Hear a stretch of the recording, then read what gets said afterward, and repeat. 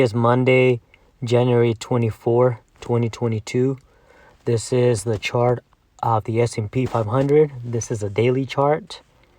And today, it was a big sell-off. I did not anticipate such a big sell-off.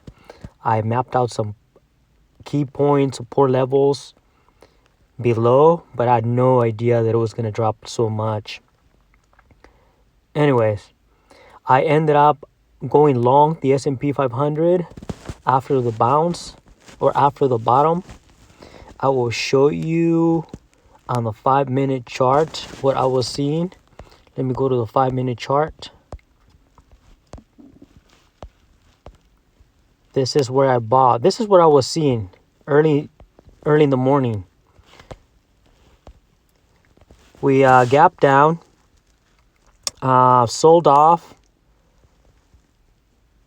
We just kept selling off until we got to 42.23. That was the bottom, the low of the day.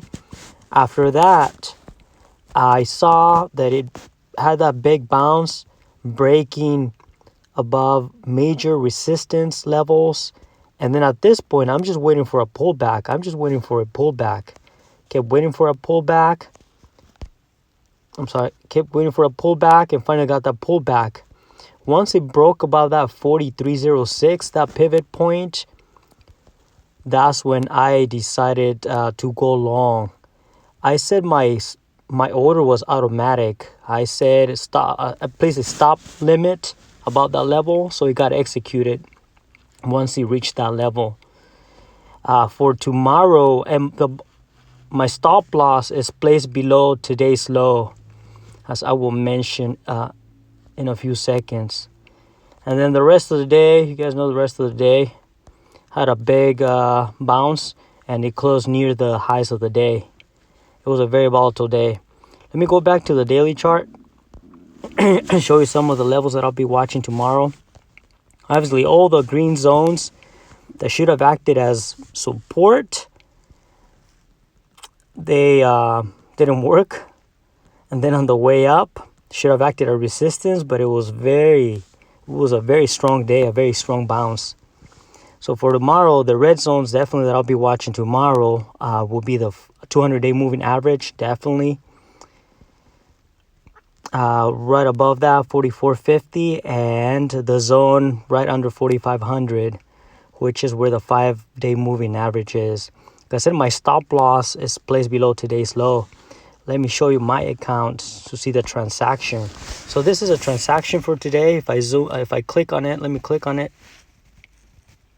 You see it that I bought 37 shares, and there's a time and the date. And if I go back to my account, you'll see, let me go to the P&L. This is my open P&L. Go my P&L percentage wise, and this is versus the S&P 500. And so far, I'm up 13.4%, and the S&P 500 is down 8%. So that's delta about 21%. And my goal for the year is to beat the S&P 500 by at least 26%. So far, so good. And here's my order. I have a stop loss. I have it below today's low at 52.10. So if it dips below that, it automatically just triggers. No questions asked. I get stopped out and I take my loss and move on and look for the next setup.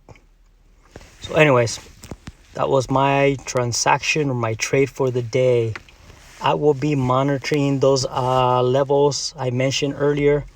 This is a worst case scenario. My stop loss below today's low.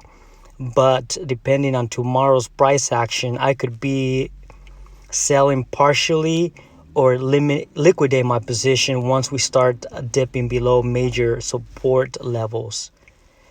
Anyways, thanks for stopping by.